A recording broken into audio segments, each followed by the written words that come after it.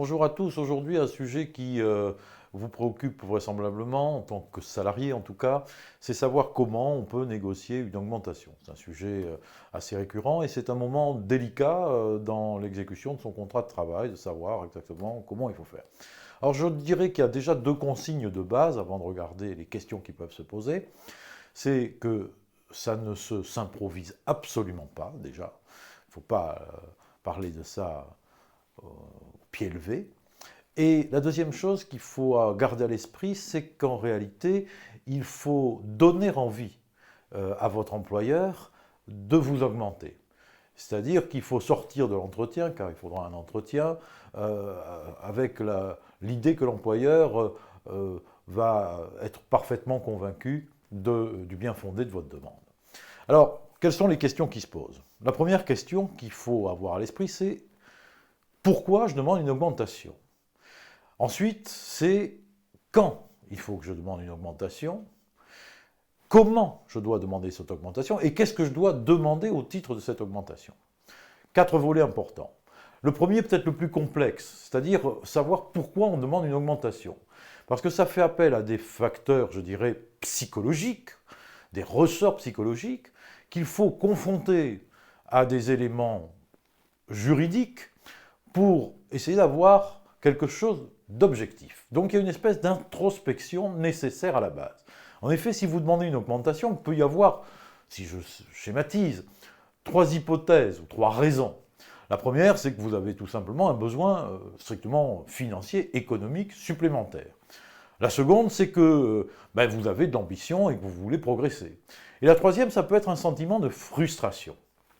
Et selon ces cas, il faut bien les examiner parce qu'il faut mettre en valeur ce qui est positif et non pas ce qui est négatif.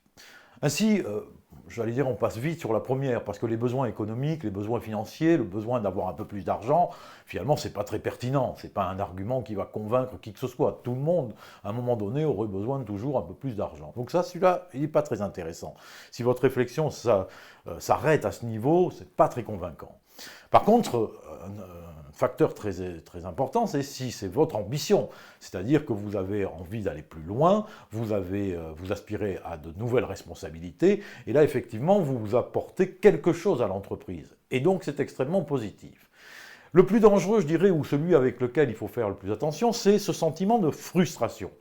Si en fait vous demandez une augmentation parce que vous estimez que vous êtes entre guillemets, discriminé, ou en tout cas que vous vivez une reconnaissance insuffisante finalement de la part de votre employeur, alors là vous rentrez dans une litanie de griefs.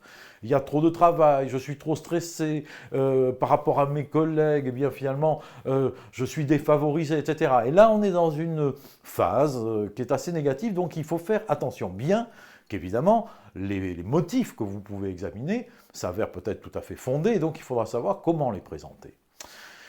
Et il faut, une fois qu'on a un peu analysé quel est le vrai ressort psychologique qui vous pousse à demander une augmentation, il faut le confronter à la réalité juridique. C'est-à-dire qu'il faut essayer d'avoir une base la plus objective possible pour savoir si au fond on a des vraies raisons, ou en tout cas si elles sont pertinentes, et donc de bons arguments à faire valoir. Cette analyse juridique, ça veut dire qu'il faut d'abord objectiver votre situation. Premièrement, donc votre salaire, il faut le calibrer d'une certaine manière. D'abord, il faut comprendre comment est faite votre rémunération. Est-ce qu'il y a des primes d'ancienneté? Est-ce qu'il y a des primes ou des intéressements ou des parts variables? Pourquoi je dis ça? Parce qu'effectivement, si vous dites, voilà, ça fait 10 ans que je suis dans la boîte, c'est pas normal, j'ai pas été augmenté, etc., alors que vous avez une prime d'ancienneté, vous allez vous retrouver face à un mur. Votre employeur va vous dire, mais si, on tient compte de votre ancienneté, vous avez votre prime. Si vous voulez un intéressement parce que vous dites, j'ai beaucoup travaillé et que vous avez déjà un intéressement, alors il faut faire très attention à ce qu'on dit, parce que là, vous allez être retoqué, on va vous dire, mais tu l'as déjà, ton intéressement, donc c'est pas pertinent. Donc il faut regarder votre situation, comment est structurée votre rémunération, la comparer évidemment à la convention collective déjà, pour savoir si vous êtes bien positionné par rapport à vos capacités, mais surtout par rapport à votre référentiel emploi, et par rapport aux compétences et aux responsabilités que vous avez. Déjà, ça vous donne un cadre strictement objectif qui vous permet d'appréhender un peu mieux la façon dont vous allez pouvoir solliciter cette augmentation. Alors, deuxième point important, c'est de savoir quand vous allez demander cette augmentation. Parce qu'il faut tenir compte à la fois du contexte, je dirais, collectif et du contexte individuel. Je m'explique. Le contexte collectif, c'est celui de l'entreprise. C'est-à-dire qu'effectivement, si vous êtes dans une entreprise qui est en pleine difficulté, qui traverse une crise difficile, déjà, c'est pas le bon moment pour aller demander une augmentation. En revanche, si vous savez qu'il y a un développement ou qu'au contraire, il va y avoir des opportunités, c'est peut-être un moment favorable. Et puis, sur le plan personnel, c'est exactement pareil. Il faut profiter d'occasions. Par exemple, eh bien, si vous avez eu une formation qualifiante qui vous permet d'accéder à un autre niveau, c'est le moment ou jamais de demander une augmentation. De même que si vous évoluez dans votre carrière, que ce soit à la suite, comme je le disais, d'une formation ou pas d'une formation, peu importe, c'est un moment clé où vous pouvez certainement solliciter une augmentation.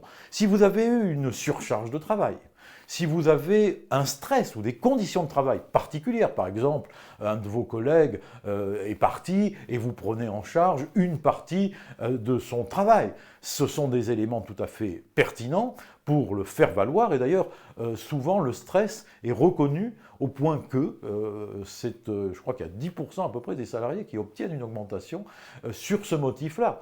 Donc, ce n'est pas un motif absolu. Il faut évidemment l'objectiver aussi, le caractériser pour être convaincant. Mais il faut profiter de moments comme ça, très spécifiques, dans la vie de votre contrat et dans la vie d'entreprise, pour saisir l'occasion et solliciter une augmentation. C'est toujours beaucoup plus pertinent. Alors, si vous avez eu de très bons résultats, exceptionnels, ou des choses comme ça, profitez-en, évidemment, c'est le moment, vous êtes dans la lancée, il faut y aller, il faut demander.